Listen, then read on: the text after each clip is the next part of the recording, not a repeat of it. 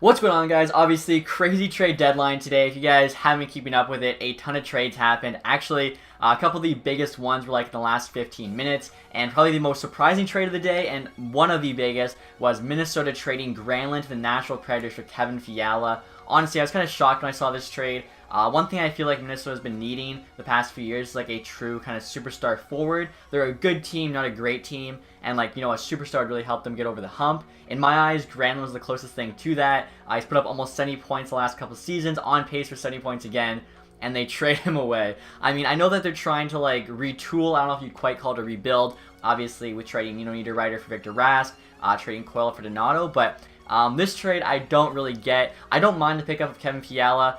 He's a good young forward. I think he's not quite achieving the potential everyone thought he had. Almost 50 points last year. This year he's averaging like half a point per game. Obviously, was a first-round pick though, so expectations are very high for him, and he's only 22. But I feel like they could have gotten Fiala for a lot less than Granlund. And I know, you know, Granlund's older. I think he's like 27 tomorrow, actually. And he's going to need a new contract, not this summer, but the next one. And it's going to be a big pay raise for him, but I don't know. I think Nashville absolutely just stole Granlund here from Minnesota. So right now, I'll actually take a look at Granlund in-game. 26 years old, 86 overall there. Medium top 6 forward potential. I think he might have had a lead at one point, making 5.75 for 2 more years. Again, the rumor is he's looking for like 8 to 9 once he's a UFA. Obviously, Nashville's interested in him. He's a very solid forward that would just complete their top 6. And you can see there, role first line forward. He was actually the 9th overall pick back in 2010. Sick hands on him, solid shot, he's fast. I mean, just a very good player. And like I was saying, the last couple seasons, he had almost 70 points, 67 and 69, on pace for about 70 points again. I think he'll honestly do even better on Nashville, especially if they put him on the first line with, say, Johansson and Forsberg. That could be, honestly, such a deadly line. So, looking at it right here, it's pretty obvious this trade's going to go through. I'll show you guys Kevin Fiala as well. So, in-game, 22 years old there, 82 overall, role second line forward, medium top 6 potential. He was a first-round pick in 2014, so 4 years later. 11th overall. He's a sniper there. Solid hands, though. You can see like 90 deking. Good shot, also a fast player. But again, hasn't quite lived up to his potential yet. He is young, though, so maybe it'll happen. Had a very good year in the AHL back in 15-16. Last year, obviously, almost 50 points. If he played 82 games, probably would have been 50 points. This year, he's averaging like a point every other game. I don't know, though. I feel like if, say, Nashville wanted a player that was better right now than Fiala, make that cup run, Minnesota wanted to get younger, and also, you know, save some cap space. In my eyes, you offer Jason Zucker. He's having a bit of a down year, but he had a very solid year last year. Similar cap there at $5.5 million. He is, you know, locked down for 5 more years, which could be better for Nashville. Don't have to worry about him going to UFA. Same age. I think he actually might even be a year younger than Granlund. In game there, you can see medium toxic potential. With actually a second-round pick. Yeah, same draft as Granlund, so he might be the exact same age. And again, 64 points last year. This is the kind of guy I would try and trade, not your best forward in Granlund. I mean, obviously, Nashville's going to say yes here. It's just like, it's obvious. Such an overpay. I know I've seen a couple people say it's not too bad of a trade, but the reaction from the overwhelming majority of people is similar to mine, and that's just that Minnesota did not get enough there for Granlund. Best forward on your team. You're just kind of hoping for Fiala. Would have been nice for them to maybe get a pick on top of that, just in case he doesn't quite pan out to be as good as they want. Maybe even a roster player. Just something extra. And right here, guys, your first look at Kevin Fiala as a member of the Minnesota Wild. Don't think his face is too similar to what it actually looks like in real life, but whatever. You can see there, you know, Fiala 22. Surprisingly, too, actually, after we traded Granlund for Fiala, this team still has contender status in-game. I was thinking maybe it'd go down to hopeful, but I'm thinking just probably because they have Dubnyk as their starter, still have a solid defense, kind of like raises the team overall. So I'll show you guys what the forward groups are now looking like. This, of course, is when everyone's healthy, so first line there, you got Parise, Stahl, and Zucker. I mean, good thing for Minnesota is Parise has returned to form. Definitely kind of playing up to that contract a bit more now. Stahl also just re-signed for 2 years at $3.5 million. And honestly, I think that's a great bargain contract for Stahl. He's having a solid year again, and his last couple seasons have been really good. So I'm surprised he honestly only got $3.5 million. Like you can see there, 76 points last year. Like the dude put up almost a point per game. He's only taken $3.5 million. That's nuts. The year before, even 65. Like those are not $3.5 million player numbers. Like go look at the players making $3.5 million. I think it like Cat Friendly showed some of the similar players.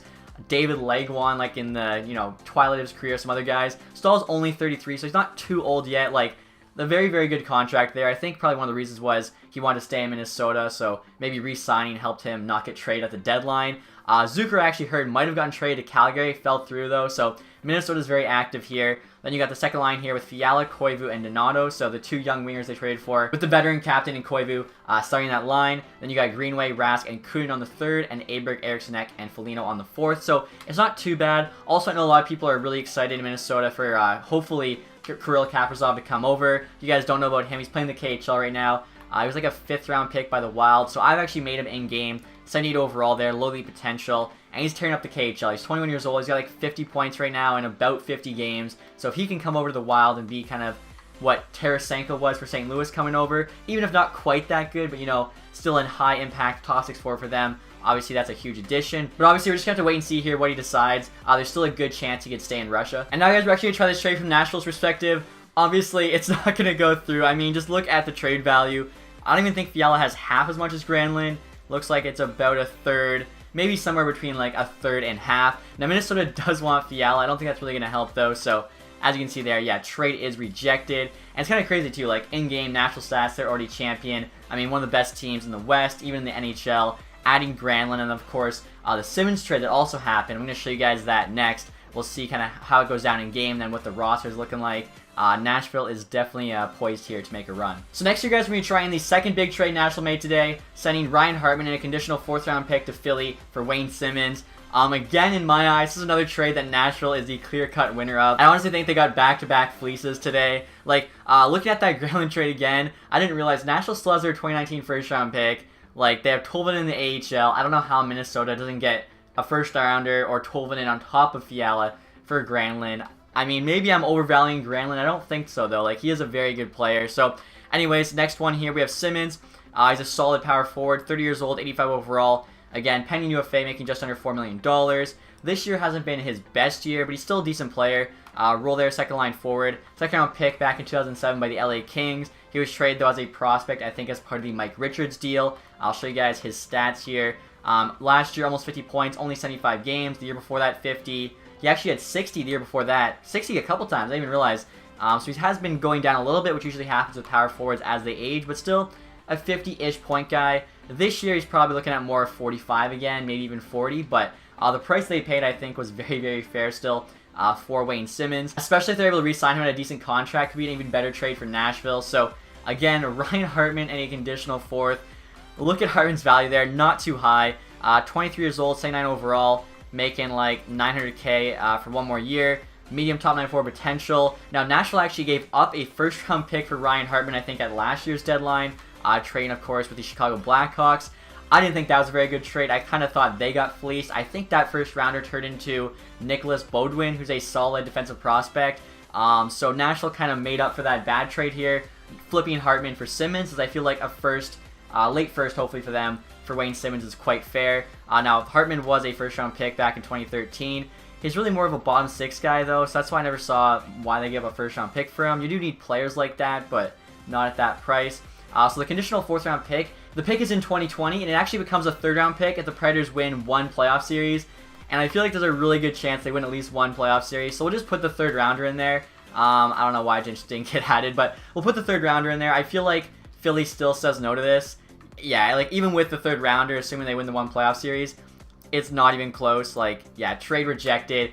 This could be on easy. We don't really need to switch it up. Like, you can just use your eyes and look at the trade value. It's not even close. But I'm going to force this trade through just to kind of get a look at the Predators' new lineup with Granlund and Simmonds added to the mix. Honestly, I think they are just absolutely stacked. And I also want to give you guys your first look at both Granlund and Simmonds on the Nashville Predators. You'll be very curious to see whether or not they can extend either of them past, I guess, Simmonds this season and then Granlund, of course, next season. So right there's your first look at Granlund. Doesn't look too bad. Again, I've said before how sometimes a player will just look kind of off in a new team's colors. Like Thomas Plekanec wearing the Maple Leafs jersey, I remember that was just strange. It didn't look right. That's, you know, one for sure that looked definitely off.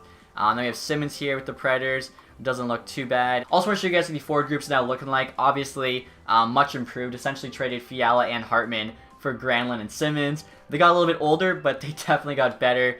Team stats there, obviously still champion. Can't get any higher than that. So first line here, I'm thinking will be Forsberg, Johansson, Granlund, which would just be so sick. Now, there's a chance they can move Granlund back to center, but I think if they do that, either Johansson or Turris will be moving to the wing. And since Granlund's already been playing wing on Minnesota, I think he'll just stay there. Second line, I've got Simmonds, Turris, Arvidsson. So it's a very, very solid top 6 there on Nashville. Even the bottom 6 when healthy, you got Yarncroc, Smith, Season, and then Watson, Bonino, and Salamaki. Like, that's a good forward group in my opinion. And then, of course, defense, you've got one of the best top 4s in the league there. Yossi Subban, Ellis Ekholm, like, absolutely unreal. Even Hamhuis and Weber's not a terrible bottom pair.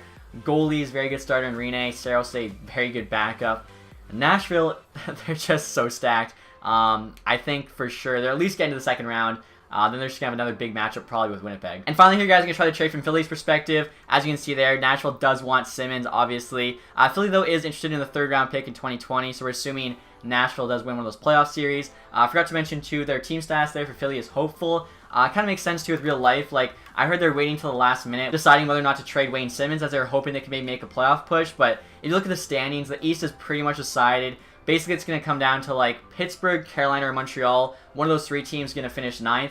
And then the other 8 are all getting in. I don't really see any other team making a playoff push in the East. So I think they traded Simmonds like 3 minutes before the deadline. And obviously, as I already mentioned, I feel like Nashville is the clear winner in this trade. The value is like, it's more than double. I'd say it's about triple, maybe even more than triple for Simmonds.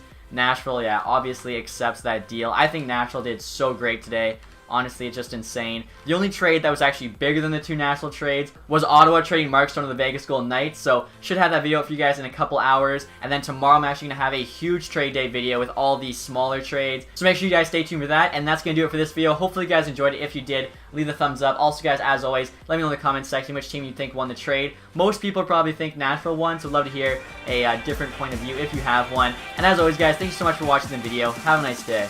Goodbye.